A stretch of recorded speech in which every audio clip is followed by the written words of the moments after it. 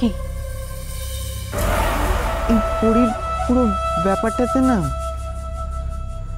আমি খুব আপসেট হয়েছি, খুব আপসেট।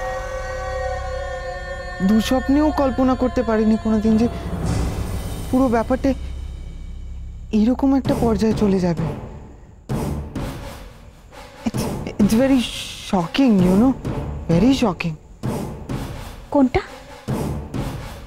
টার্গেট মিস হওয়াটা। কে টার্গেট? কিসের জন্য এইসব করা? এই সব কিছু আমার নলেজের বাইরেই ছিল, বিশ্বাস করো, সত্যি কথা বলছি। বিশ্বাস করছো না তাই না? করছো না? না কেনই বা করবে? এটা স্বাভাবিক। বাট ফর গড সেক বলছি, ইটস ট্রু, ইটস ট্রু।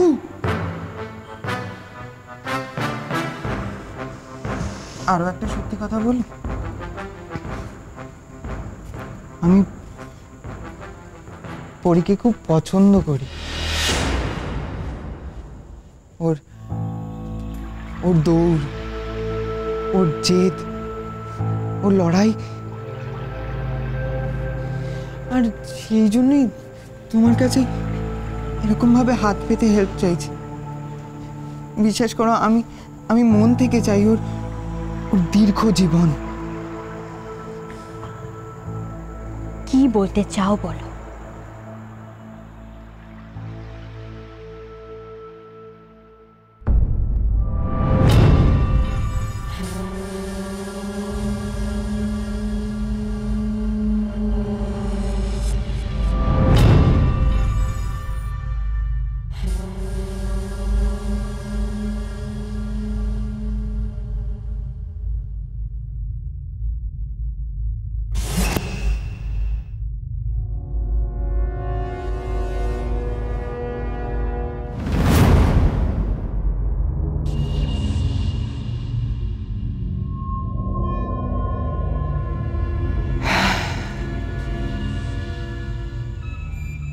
সব কথা তোমায় ক্লিয়ারলি বললাম,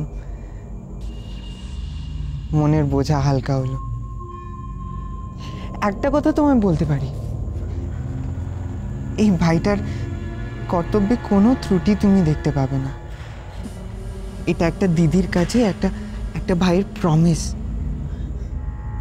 হ্যাঁ, এখন সবকিছু তোমার হাতে। তুমি কি করবে না করবে, আমি কি করব, it's your decision. Good night দিদি ভাই। আচ্ছা, পরি এখন কেমন আছে? ও সুস্থ হয়ে উঠবে তো? সুস্থ হয়ে উঠবে। পরি এখন অনেকটা ইমপ্রুভ করেছে।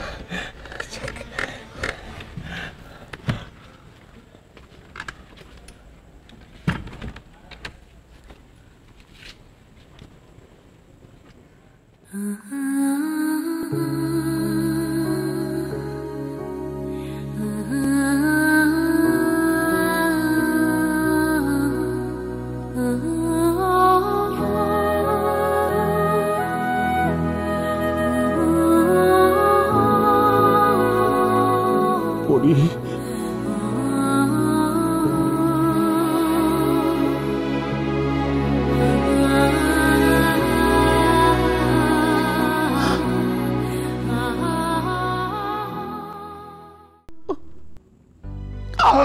অবস্থা করেছে মেয়েটা, আমি আর সহ্য করতে পারছি না।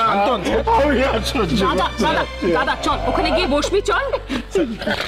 কে ওই অবস্থা করেছিল? ওরে এই হাল কে করেছে আমার বল? কি ঘটেছিল সেদিন ডিটেলে বলবি আমায়। যারা ওর এই অবস্থা করেছে তাদের চরম শাস্তি না দেওয়া অব্দি আমার শান্তি নেই। বল কি হয়েছিল? আস্তে আমি যতটা জানি আমি তোমায় বলেছি আঙ্কেল। পুলিশ কি করছিল? পুলিশকে জবাব দিয়ে করতে হবে। আমি তো ছাড়বো না, আমি এক্ষুনি পুলিশের কাছে যাবো। প্লিজ ছাড় না, আমি যাবো পুলিশ।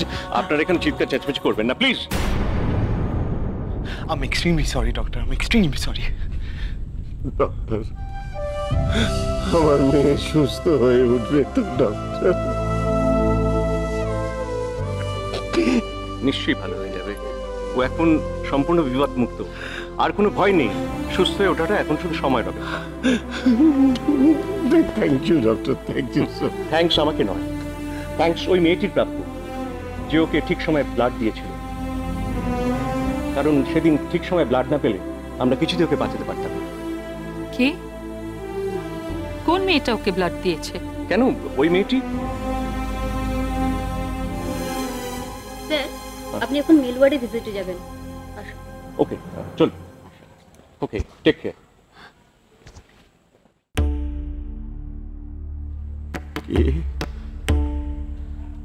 কে ব্লাড দিয়েছিল পরীকে?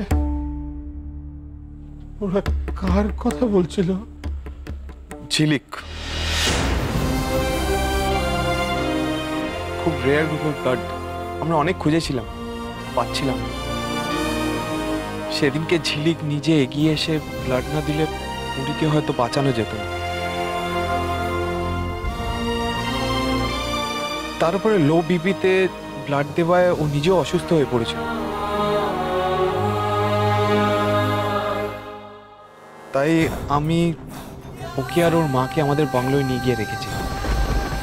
জানো আঙ্কেল, ঝিলিক বলছিল ওই ক্রিমিনালগুলোকে দেখেছে, আর ও ওদেরকে দেখলে আইডেন্টিফাই করতে পারবে। বলছে এই কথা? তাহলে চল রাজ, আর এক মুহূর্ত সময় নষ্ট করবো না। শশী, কানাই এসো, কুইক।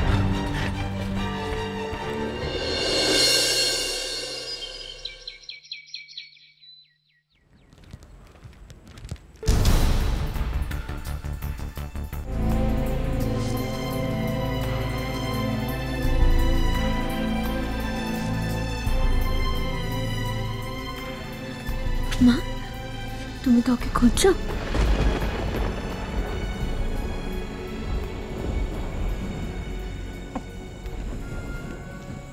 তুমি আমার সাথে এরকম কেন করছো মা?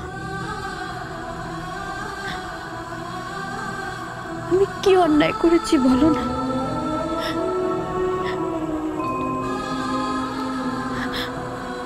কেন তুমি আমার সাথে এরকম করছো? কেন করছো এরকম তুমি? কারণ আমি ভাবতেই পারছি না, যে মেয়েটাকে ভালোবেসে আমি বুকে আগলে নিয়েছিলাম, যে মুখটা আমাকে মা বলে ডেকেছিল, সেই মায়ের কেউ এত বড় ক্ষতি করতে পারে, সেই মাকে এতটা আঘাত দিতে পারে। ক্ষতি করেছি? আমি তোমার ক্ষতি করেছি মা? তুমি এটা বলতে পারলে? মা, তুমি যাতে একটু আনন্দে থাকো, একটু খুশিতে থাকো, তোমার মুখে হাসি ফোটানোর জন্য আমি কি না করেছি মা, এখনো করে চলেছি আর পরেও করব। এটা তুমি স্বীকার করো আর নাই করো।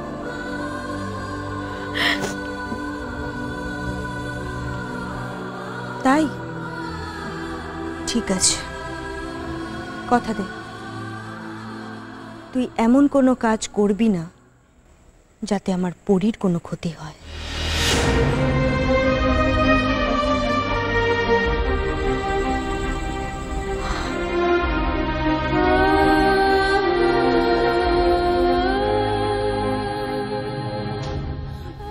আলাপ করে দিই, এই হচ্ছে ঝিলিক, আমাদের আই উইটনেস। এসো। ও বলেছে ক্রিমিনালদের আইডেন্টিফাই করে দিতে পারবে, আর সেটা একবার করে দিলে বাকি কাজটা তো আপনাদের কাছে খুব সহজ। কারণ ক্রিমিনালদের মুখ থেকে কথা বার করা তো আপনাদের কাছে জল পাত নিশ্চয়ই। আপনি তো ওদের আইডেন্টিফাই করবেন, তার আগে একটু ডেসক্রিপশন দিন তো, ঠিক কেমন দেখতে ওদের।